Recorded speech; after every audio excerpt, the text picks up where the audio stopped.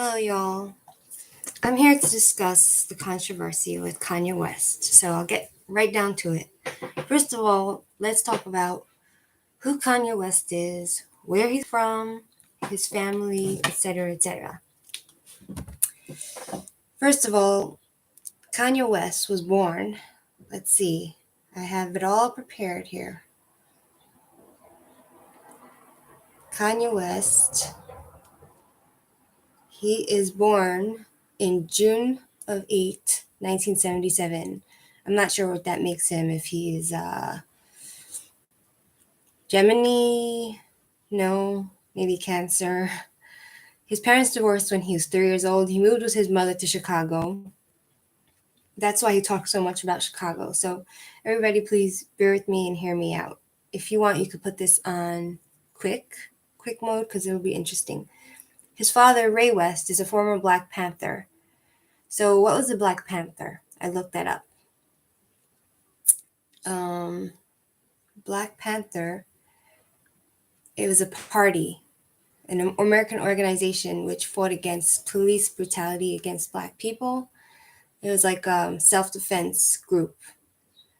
It was an African-American revolutionary party founded in 1966 in Oakland, California by Huey P. Newton and Bobby Seale. The party's original purpose was to patrol African-American neighborhoods to protect residents from acts of police brutality. The Panthers eventually developed into a Marxist revolutionary group that called for the arming of all African Americans, the exemptions of African Americans from the draft, and from all sanctions of so-called white America. So they wanted to be free of law, I guess. They wanted to have their own agenda, like their own community, their own police probably. The release of all African Americans from jail they wanted, and the payment of compensation to African Americans for centuries of exploitation by white Americans. The organization operated chapters in several major American cities. Despite the passage of the 1960s civil rights legislation that followed the landmark U.S. Supreme Court ruling in Brown versus Board of Education of Topeka, African Americans living in cities throughout North America continue to suffer economic and social inequality, poverty, and reduced public services characterize these urban centers, where residents are subject to poor living conditions, joblessness, health problems, violence, and limited means to change their circumstances. Such conditions contributed to urban uprising in the 1960s, such as those in the Watts district of Los Angeles in 1965, amongst others, and the increased use of police violence as a measure to impose order on cities throughout North America.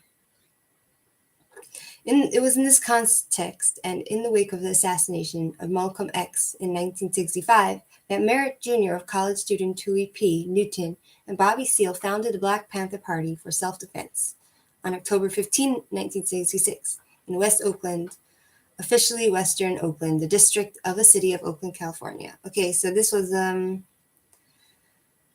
entity of people that wanted to have their own laws and control over their own people.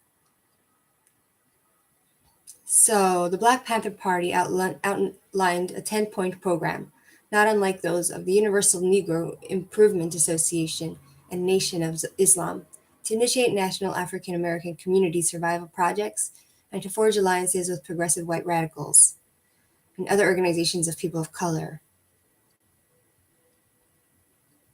Okay, so it turned out to be a bit of a radical group in the end. Impact and repression. The Black Panther Party came into the national spotlight in May of 1967 when a small group of its members, led by its chair, Seale, marched fully armed into the California state legislature in Sacramento, emboldened by the view that African Americans had a constitutional right to bear arms based on the Second Amendment of the U.S. Constitution. The Black Panther Party marched on the body as a protest against pending Mulford Act. The Black Panther Party viewed the legislation, a gun control bill, as a political maneuver to thwart the organization's effort to combat police brutality in the Oakland community. All right, so now that we know where Kanye West is from, who his father was, let's talk about Kanye West's his anti-Jewish rhetoric, what he said. All right, let's see what he actually has said. So basically, people are calling it anti-Semitic because of his anti-Jewish rants. But I saw like him doing an interview with, what's his name, with Piers Morgan, and basically Piers Morgan was of the view that he can clarify his statement, because sometimes you say things like in the heat of the moment and you don't really mean what you say, right? So that could be, when I was listening to Kanye West talking to Piers Morgan about what he really meant with the Jewish community, it opened my eyes. Perhaps he's not altogether hateful of Jews, but he is jealous and of the Jewish community, and jealousy leads to hatred. So the one thing I don't understand about him is, one of the reasons he's jealous is because the Jews have community and they have generally strong family units, which the Black people don't seem to have, right? So when people are jealous of other people, it usually leads to hatred. You end up hating them and you want what they have, right? My question with Kanye is, why pick on the Jewish community? Okay, I looked up the amount of Black people that live in America, and the amount of Jewish people that live in America. Okay, so we have here, we have 7 million Jews, around about 7 to 8 million Jews living in America, and we have, it's basically Ashkenazi Jews, more of Ashkenazi Jews, which are like European Jews that live in America, and then we have, let's see how many Black people. We have 41.6 million Black people in America. Okay, so that's a lot of people. That's like almost a quarter of the nation, because there's 360, less than a quarter. There's 360 million Americans. We have 41 million Black people and 7 million Jews, right? So I hear a lot of like the Black people, they're talking about how they're upset because, for the reason that Kanye West is getting canceled. He's getting canceled because of like other big companies are refusing to work with him because of his anti-Jewish rants. So let's go and talk about his Kanye West's hate speech. Okay, so here we go. Let's see what he said. I'm looking. Okay, I'm looking for his remarks. Kanye West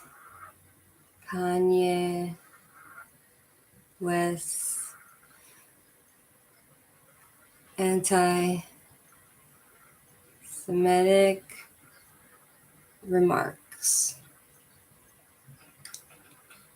Just hear me out, have patience, and hopefully we can get down to this. So Adidas is like a company cuts ties with rapper Kanye West over anti-Semitism. Let's see what he says. Let's see what he has to say. My internet's not the quickest. Okay, so we're going to see who cut ties with him and what he said about the Jews, right?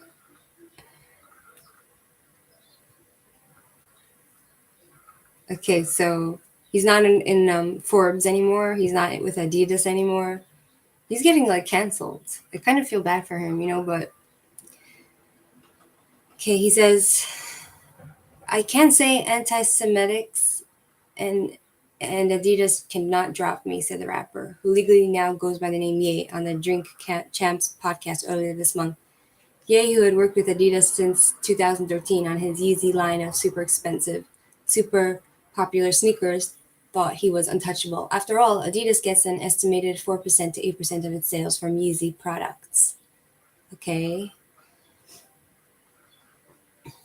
So, Ye's words put the German athletic wear company with its own Nazi ties dating back to its founders in the hot seat. Wow. So basically, Kanye has connection with this shoe company, which has ties to Nazis dating back to their founder. But I don't think they have ties now. So it's kind of like this company wants to cut ties because if they're with Kanye West, it brings back all the memories of the Holocaust. And so nobody wants to be connected with that, right? If you're trying to do business. So he says, let's see what he says. Kanye was right about the Jews. The pressure ratcheted up on Adidas after an image was released over the weekend of a banner draped over a Los Angeles highway overpass reading, Kanye was right about the Jews, accompanied by a group of white supremacists giving the Nazi salute to the drivers below. The white supremacists were apparently referring to Ye's Death Con 3 on Jewish people tweet that got his Twitter account locked. Other anti-Semitic remarks got him blocked on Instagram. And thousands upon thousands of social media users chorused for Adidas to also drop Ye. Today, Tuesday, October 25th, Adidas finally broke its silence and ended the relationship. That move will cost them big, but Ye even more. Immediately, the billionaires' ranks. So he can't be on Forbes anymore. They also dropped him. So they say they don't tolerate anti-Semitism. And so let's see what else did he say. It caps the stunning self-induced downfall for one of the brashest and most volatile personalities to have graced Forbes pages. He did not respond to requests for comment. Okay. So he's going to also be losing money. You know?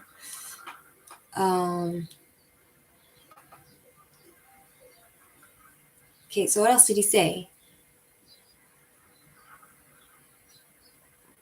So the point that I'm trying to say is that you have 41 million Black people in America. You know, they have a chance to make it or change it, their life, which is today. Like they have enough people to create community and create change within their community if they really want. They're not a small number. You know what I mean?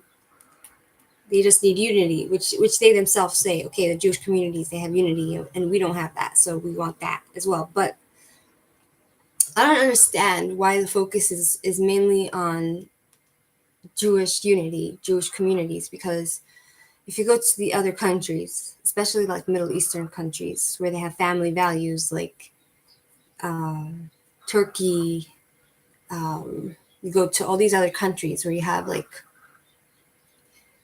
the Muslims, you know, they have family values. They have the family unit, you know, they have their religion, which holds them together. Like, why not focus on them?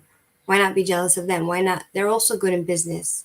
You know, like look at Saudi Arabia. They have like, they're very rich companies. Why focus on the Jews? That's the question I have.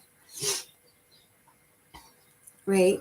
So I heard, so he says Kanye West lost $2 billion in one day because of his anti-Semitic remarks. Okay, so I heard what Kanye West said about why he said that. He wasn't talking about the Jewish communities. He was talking about the people in Hollywood, the Jewish people in Hollywood that have control over his contracts. That's what he's trying to say, that they give him a hard time, and they gave him a hard time, and they didn't give him good deals. You know, they were very stingy, you know. So he explained that he was upset with that, you know. So he wants to go at war with them, right? But the mistake he made was that, first of all, these Jews in Hollywood, they've gone off the path of Judaism. You know, they might be Jewish, but they don't keep the laws of the Torah, most of them. They don't. If they would keep the laws of the Torah, they wouldn't have.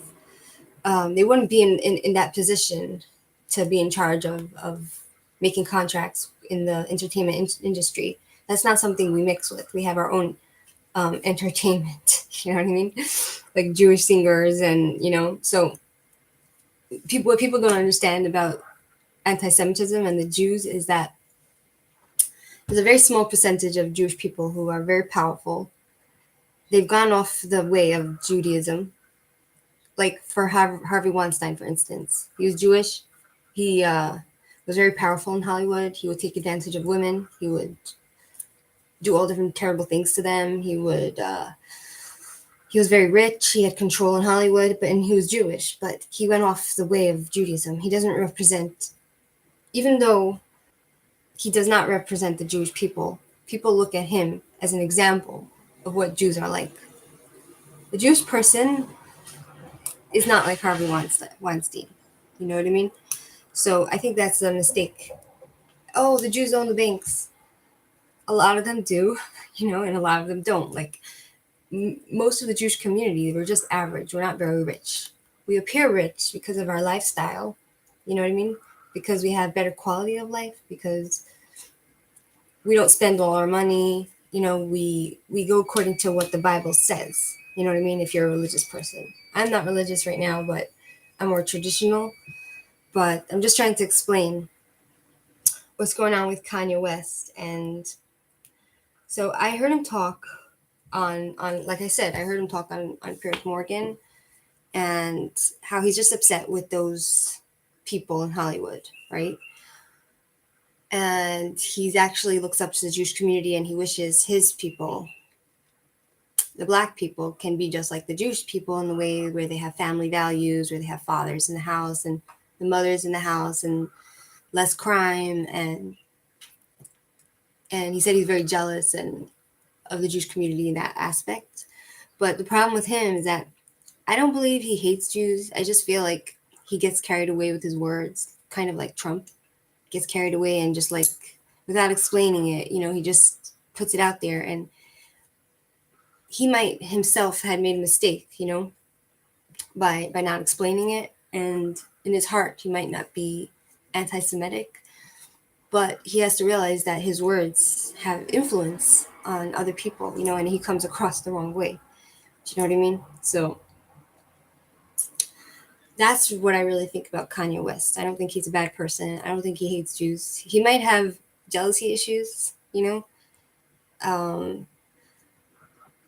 but he might have jealousy issues, he might have a little bit of hatred towards Jews because of how we live, who we are.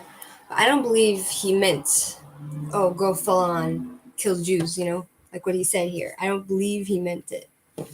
He explained himself, so like I would give him the benefit of the doubt, but I feel like he's going to be used as an example for other people that your words have consequences, like nobody's going to want to work with him anymore, and nobody's going to, you know what I mean? Like he's going to lose followers, and he can influence people that are actually really anti-Semitic Jew haters to actually go and do bad things to Jewish people. So he has to realize and make a change within himself to not talk that way and be careful with his words, because Jewish people get attacked on a daily basis in America, and it's never reported. Like another thing I saw about a lot of Black people, like on their YouTube channels, I see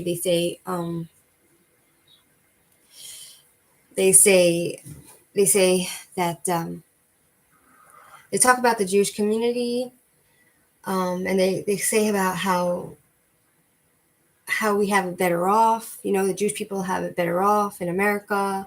We don't get police brutality. We don't get this. We don't get killed. But that's not true. Jews have more support. Like the Jews, you see when Kanye West says anti-Semitic remarks, he gets all cut off. He loses all his business ties. But if something like that happens to a Black person, they say,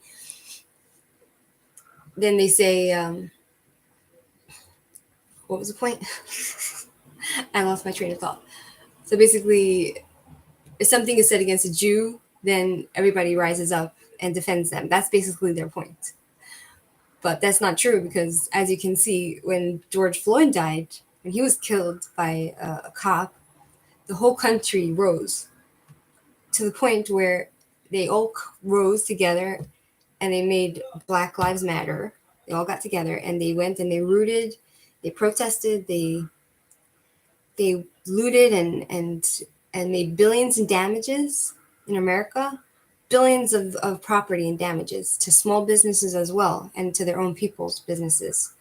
A lot of those people's businesses were actually from the Black community, and they were saying how like they don't have insurance to, pay for the damages that Black Lives Matter caused.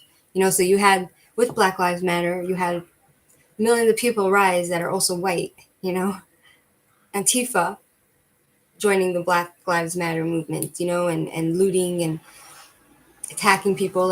And I can say for sure from this experience that I know for sure that most of the American Jews at the time, they were trying to stay out of the way because it can easily, that kind of violence can easily be turned on the Jews. You know what I mean? Very easily. Like we've been the scapegoat. It could just get twisted in a way. Oh, Black Lives Matter. George Floyd's death could easily be blamed on the Jews, and then there could be pogroms like in the old days, of like the Jewish communities just being completely wiped out in Europe, So that's what I wanted to say about that. Black Lives Matter and the Black people and the Jewish community. Now, another thing I wanted to talk about was I give him benefit of the doubt. I don't believe Kanye West is a Jew hater. I believe he's just not very smart and intelligent. He's a bit like Trump, where Trump says things that he doesn't mean, or if he does mean it, he just doesn't say it in a kind of political way, in a diplomatic way, So now I'm going to go to the point to negate the point of the Black people saying that Jews are more protected than the Black people, which is not true because no one came to the defense when the Jewish people were attacked in America. So here's a few attacks that happened in America. In 2019, there was a shooting in, this is not in America, this is in Germany. So there's a shooting in Germany. That's not in America, but nobody cares. Nobody cares. Nobody spoke about it. In 2018, there was a Pittsburgh shooting in 2018 on October 27, where 11 Jewish people were killed while they were praying. Let's hear what it says. The Pittsburgh Synagogue shooting was an anti-Semitic terrorist attack which took place at the Tree of Life or La Simcha Congregation Synagogue in the Squirrel Hill neighborhood of Pittsburgh, Pennsylvania, United States. The congregation, along with the New Light Congregation and Congregation Dor Hadash, which also worshipped in the building, was attacked during Shabbat morning services. So literally, Jewish people are going to pray in the synagogue on October 27, 2018. The perpetrator killed 11 people and wounded 6, including several Holocaust survivors. So you have here 11 people killed, including Holocaust survivors. Where was the uproar? Where was the outrage? Where was Black Lives Matter then coming to defend the underdog? Coming to defend the rarest species of the world, the Jews. Where were they? These were Holocaust survivors who've been through the Holocaust. They were killed the same way their own families were killed. Where were you? Where was the Black community defending the Jewish community? Where was the Latino community coming to defend us? Where was the Asian community coming to defend us? Where were the Americans coming to defend us? No one defended us. No one cared for our lives. Our lives did not matter. Okay? But you see, when anything goes wrong with the Black person, George Floyd, police brutality, this, that, suddenly the whole country rises and stands up for you. So I'm going to disagree with you strongly on that. It should have been an outrage. You know what I mean? Like the whole country should have stood up and supported the Jewish community, and especially because Holocaust survivors were killed. But no. A lone suspect, identified as 46-year-old Robert Gregory Bowers, was shot multiple times by police and arrested at the scene. Bowers had earlier posted anti-Semitic comments against formerly Hebrew Immigrant Aid Society on the online alt-tech social network Gab. Dor Hadash had participated in HIAS's National Refugee Shabbat. The previous week, referring to Central American migrant caravans and immigrants, Bowers posted a message on Gab in which he wrote that HIAS likes to bring invaders in that kill our people. I can't sit by and watch my people get slaughtered. Screw your optics. I'm going in. He has been charged with 63 federal crimes, some of which are capital crimes. He actually survived the attack.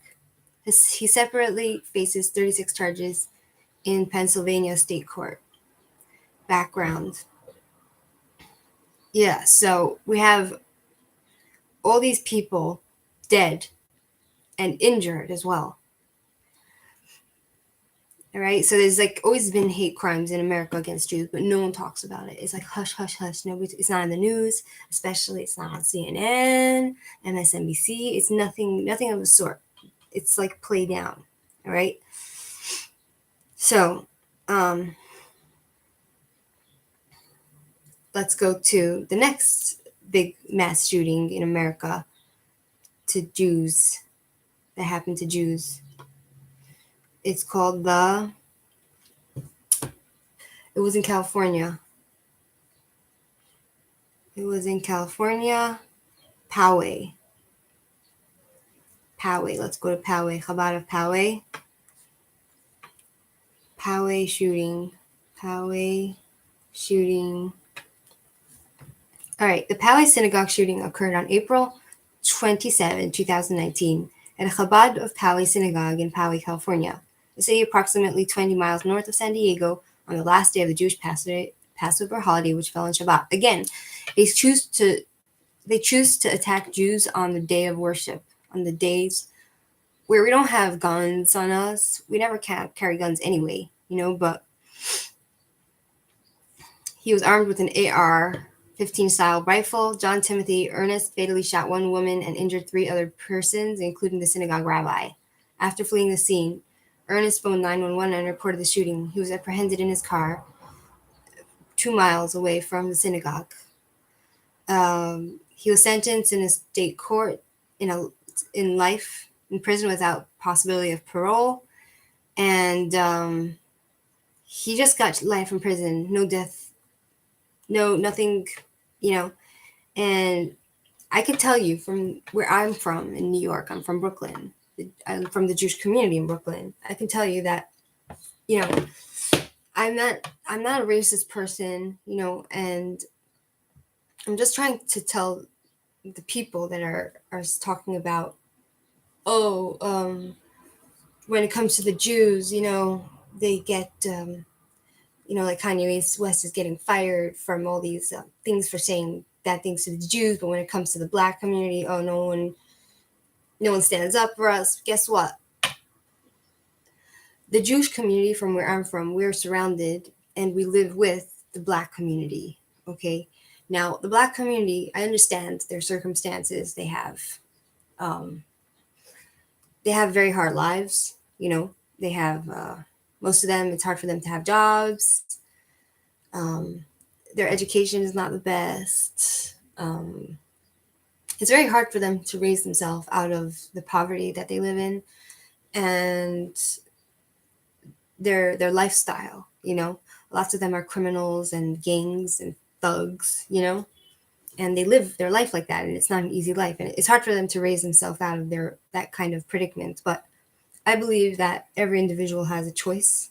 Most of them, if they're in a situation, they have a choice whether to do crime or not, no matter their circumstances. In America today, we have a lot of organizations which help these communities if they really want, you know what I mean? But as much as I sympathize with the Black community from where I'm from, they've been known and they have attacked the Jewish community endlessly, you know? A lot of the time, you're afraid to walk down the street as a Jewish person with your children. You're afraid to walk down the street because some person from the black community will start screaming some anti-Semitic remarks, or they'll go and push your stroller over. Like, there's countless stories of Jewish experiences, people from the Jewish community that are afraid of these people, because you get attacked. Like my sister was walking down the street, and a group of black teenagers came, surrounded her while she was with her kids, and they started pulling at her wig and making fun and like throwing things, and it's scary. Like what's my sister supposed to do? Like they're very criminal. Like they come back in this area where we live. Like they come, they do muggings. They try to steal women's purses. They try to rape women. There's a lot of crime in the black community. Not to say that all of them are criminals, but they should really look into themselves and see why people might not want to mix with them. Be involved with them. Like I understand there's like single mothers in the black communities who are trying their best. They're not criminal. They're good people. I see a lot from where I'm from. I saw a lot of violence, domestic violence with the males in particular that abuse the females in the relationship, So there's that, you know what I mean? And then you go and you interview them. You go in with your TV crew. You could go around the black community and talk to them how they feel about the Jewish community, and they see exactly how they think. They really hate us and they're jealous of us, and it's sad, but not everyone is like that in these areas. But they say like anti-Semitic things like, oh, they're kicking us out of our houses. Like if a Jewish person wants to buy real estate, for their family, suddenly it's like, oh, we're pushing them out of the community. We're spreading. We're growing. They don't like when we grow and buy real estate because we're not allowed to live. We're not allowed to have families. We're not allowed to survive. We're not allowed to thrive. If we thrive, then they get jealous because even though there's many more of them, and there's much less of us, they're still jealous, So that's just my view on this whole Jewish black community thing that's going on and their views and everything else. Now I want to talk about, I'm not done with it completely. So my point is nobody rose up to defend the Jewish people, in America. Now, other things, we just, the reason why nobody pays us attention is because we're very quiet and we don't go around looting. We don't make protests and start being violent and killing people in the street like BLM did. So, that's why I guess we're not really in the media so much when we get hurt. Now, there is this issue when it comes to the Jewish people in Israel and the people in America. Whenever something goes on in Israel, whenever there's a war here, there's a conflict, whenever the Arabs start complaining, and there's a war here and some Arabs get killed, what happens? The hatred spreads throughout the world. They connect the Jews from Israel. They connect all the Jews. They make all the other Jews in all the other countries responsible. So if you're in Israel, you live here and the war is happening here, the Jews in America, in their community, they're going to be held responsible for any actions that are happening here. So even though it makes no sense in a way because Jews in America are not hurting anyone, and who's to say Jews in Israel are hurting anyone? It's mostly self-defense, right?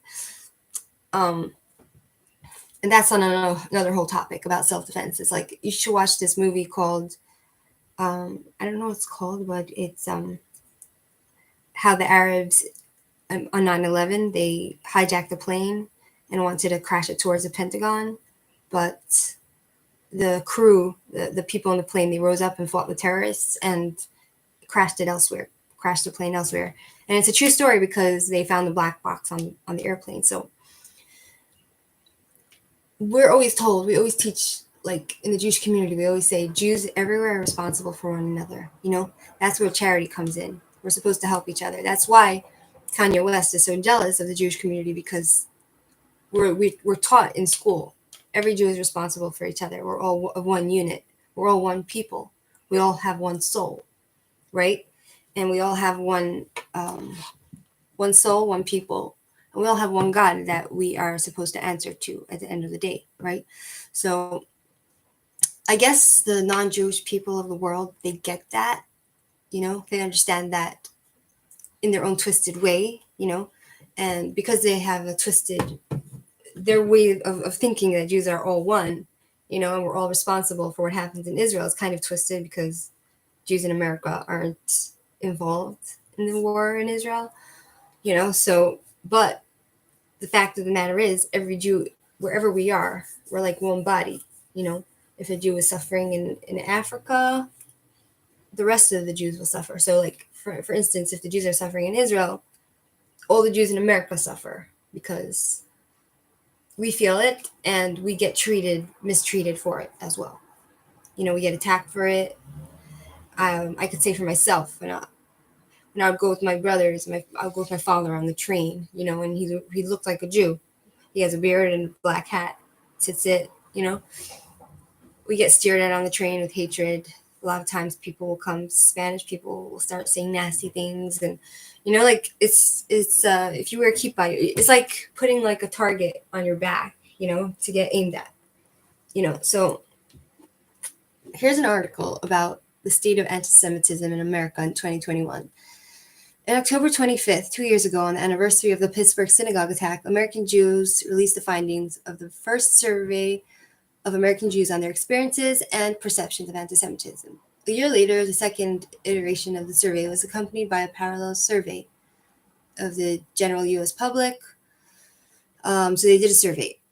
In the release of the report, anti-Semitism has remained a constant in the lives of many American Jews. A flare-up between Israel and Hamas in May saw a wave of violent anti-Semitism sweep across America and the world, with Jews beaten in city streets, subjected to hateful vitriol, and intimidated on social media. It's true, I was on social media as well, and they were telling me to go back into the oven. Hasidic Jews have been assaulted outside their homes, synagogues, and Jewish schools have been defaced. And Jews have been pushed out of various political and ideological spaces. While the past year has thankfully not seen deadly attacks of the same scale as the synagogue shootings in Pittsburgh and Poway, nary a day has gone by without word of yet another anti-Semitic incident somewhere in America. But the problem with this is that it never gets reported and no one stands up for us. The 2021 State of Anti-Semitism in America report is again based on two parallel surveys of American Jews and the U.S. general public. The survey of the American Jews carried out by the leading opinion research firm SSRS in September and October of this year is the largest ever on the subject of anti-Semitism in America, with 1,433 respondents. It is one of the largest scientific surveys of American Jews ever conducted by a major Jewish organization. Okay, so Jewish and non-Jewish Americans agree anti-Semitism is a problem, but differ on whether it's getting worse. So it's pretty much been getting worse. Majorities of both American Jews and the U.S. general public agree that anti-Semitism is a problem in America, though to differing extents. While 90% of American Jews believe anti-Semitism is either a very serious problem, 40% or somewhat of a problem, 50% that numbers drops to 60% amongst the general public, with 21% saying it's a very serious problem. All right, so there's the arguments between who thinks what's a problem.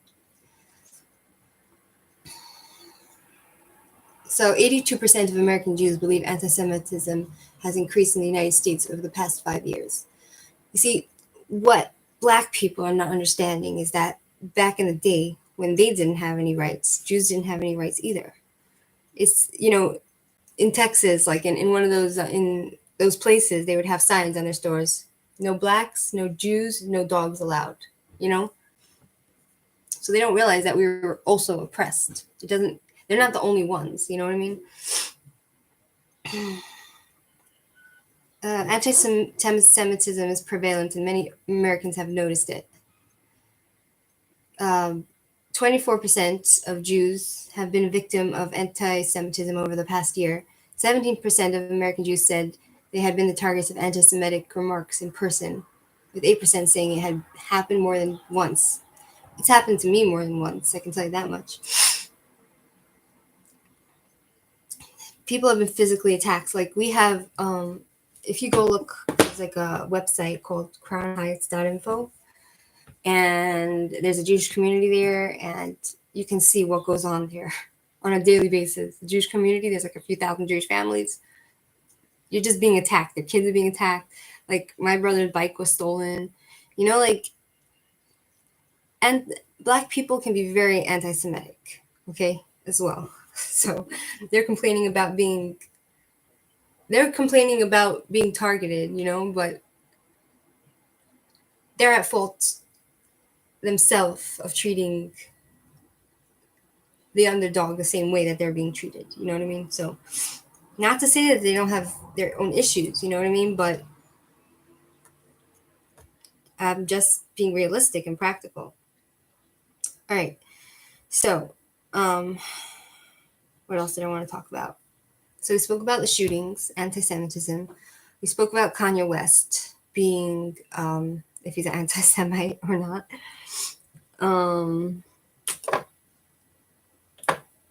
Yeah, so there's a few shootings. I don't know if I spoke about them all, but so my suggestion to the Black community and to those people who are angry and jealous about the Jewish community, about powerful communities or rich Jews, if the Latino community is jealous of the Jews, if any of these other people are jealous of the Jewish people, they should understand that, first of all, there's only 7 million Jews in the whole US, 19 million in the entire universe, and who they should really be jealous of is the Muslim communities, because the Muslim communities, they're very rich, most of them, and they have family units. You know, they have a family and they have their faith. So you can go and be jealous of them. Look at Saudi Arabia, they're like rich as hell, right? So you should refocus your one-track mind, refocus it to other people that are more powerful. And there's billions of them, you know? Billions of Arabs and Muslims. So, yeah, that's the point that I was trying to make. I don't want this to be in any way hateful. It's just from what I feel, what's going on in the world today, my opinion on Kanye West, and the Jewish communities, the Latino communities, the Asian communities, the Black communities, etc., etc. Anyway, the Arab people are not that innocent of this themselves, of anti-Semitism, you know? In the past, we have the Mufti. They had the Muslims and Hitler were very united in their hatred of the Jewish people because they both had the same feelings towards the Jewish community, right? Here, let's talk about it. Excuse me. Full official record what the Mufti said to Hitler. The Arabs were Germany's natural friends. Haj Amin al-Husseini told the Nazi leader in 1941, because they had the same enemies, namely the English, the Jews, and the communists, right? So the following is an official German record of the meeting between Adolf Hitler and the Grand Mufti of Jerusalem, Haj Amin al-Husseini, on November 28, 1941, at the Reich Chancellery in Berlin. The source is documents on German foreign policy, 1918 to 1945. So this is recorded. The Grand Mufti began by thanking the Führer for the great honor he had bestowed by receiving him. He wished to seize the opportunity to convey to the Führer, who is Hitler, the leader of the greater Jewish Reich, admired by the entire Arab world. So the entire Arab world was with Hitler, pro-Hitler in the extermination of the Jews. His thanks of the sympathy which he had always shown for the Arab and especially the Palestinian cause, and to which he has given clear expression in his public speeches. The Arab countries were firmly convinced that Germany would win the war and that the Arab cause would then prosper. The Arabs were Germany's natural friends because they had the same enemies as Germany, namely the English, the Jews, the communists. Therefore, they were prepared to cooperate with Germany with all their hearts and stood ready to participate in the war, not only negatively by the commission of acts of sabotage and the instigation of revolutions, but also positively by the formation of an Arab legion. The Arabs could be more useful to Germany as allies than might be apparent at first glance, both for geographical reasons and because of the suffering inflicted upon them by the English and the Jews. Furthermore, they had close relations with all Muslim nations, of which they could make use in behalf of the common cause. The Arab Legion would be quite easy to raise. An appeal by the Mufti to the Arab countries and the prisoners of Arab, Algerian, Tunisian, and Moroccan nationality in Germany would produce a great number of volunteers eager to fight. Of Germany's victory, the Arab world was firmly convinced, not only because the Reich possessed a large army, brave soldiers, and military leaders of genius, but also because the Almighty could never award the victory to an unjust cause. In this struggle, the Arabs were striving for the independence and the unity of Palestine, Syria, and Iraq. They had the fullest confidence in the Führer and looked to his hand for the balm on their wounds, which had been inflicted upon them by the enemies of Germany. The Mufti then mentioned the letter he had received from Germany, which stated that Germany was holding no Arab territories and understood and recognized the aspirations to independence and freedom of the Arabs, just as she supported the elimination of the Jewish national home. A public declaration in this sense would be very useful for its propagandistic effect on the Arab peoples at this moment. It would rouse the Arabs from their momentary lethargy and give them new courage against the Jews. It would also ease the Mufti's work of secretly organizing the Arabs against the moment when they could strike. At the same time, he could give the assurance that the Arabs would in strict discipline patiently wait for the right moment and only strike upon an order from Berlin. So they were working in cahoots, the Arabs and the Muslims and the Germans. With regard to the events in Iraq, the Mufti observed that the Arabs in that country certainly had by no means been incited by Germany to attack England, but solely had acted in reaction to direct English assault upon their honor.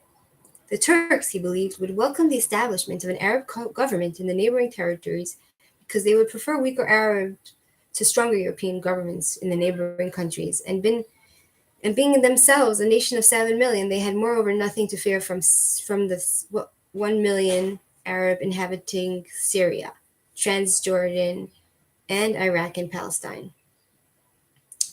All right, so they're all like in cahoots with each other, you understand? In these circumstances, he was renewing his request that the Führer make a public declaration so that the Arabs would not lose hope, right? Which is so powerful a force in the life of nations. With such hope in their hearts, the Arabs, as he had said, were willing to wait. They were not pressing for immediate realization for their aspirations. They could easily wait a half a year or a whole year. But if they were not inspired with such a hope by a declaration of the sort, it could be expected that the English would be gaining from it.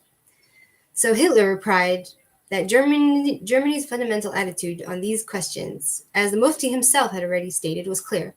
Germany stood for uncompromising war against the Jews.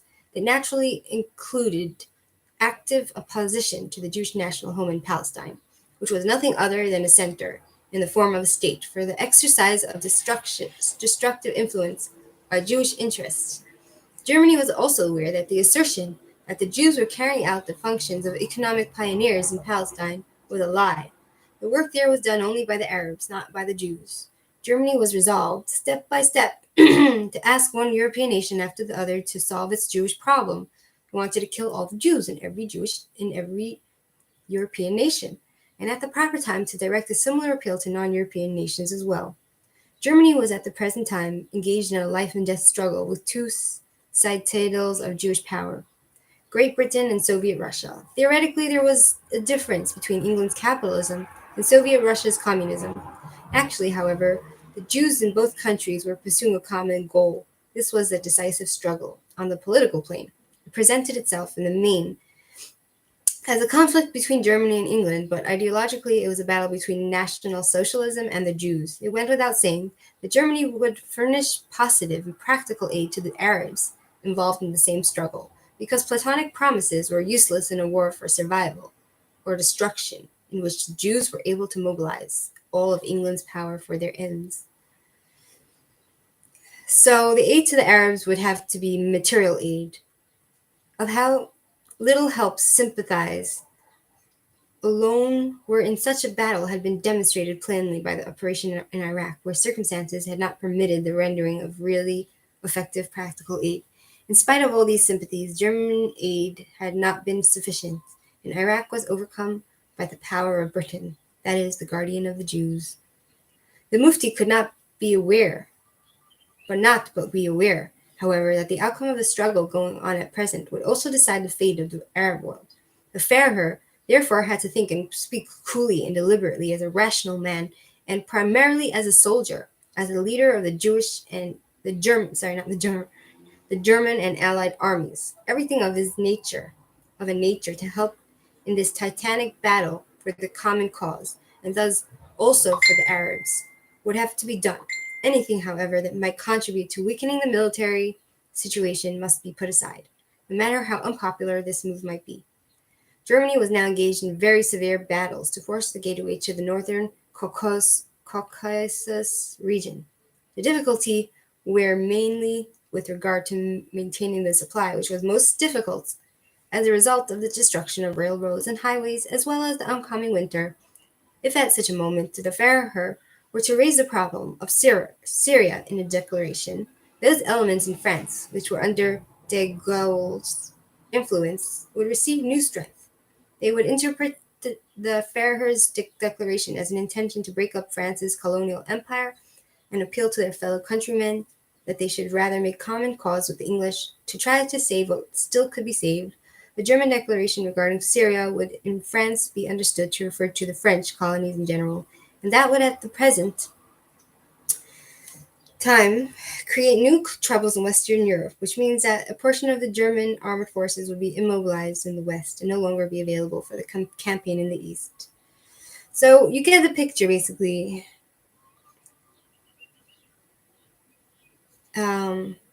So he did. Hitler told the Grand Mufti that he will give a declaration for the Arab people and to get together and kill the Jews. And the Grand Mufti thanked him for it and stated in conclusion that he was taking his leave from the Führer in full confidence and with he said again thank you for showing interest in the Arab cause. So yeah, so that's the Arabs in a nutshell and the Germans in a nutshell. Alrighty, thank you for watching. I hope it wasn't too boring, and you can press the like button if you like and subscribe to my channel if you found it interesting. Thank you and have a lovely, lovely day.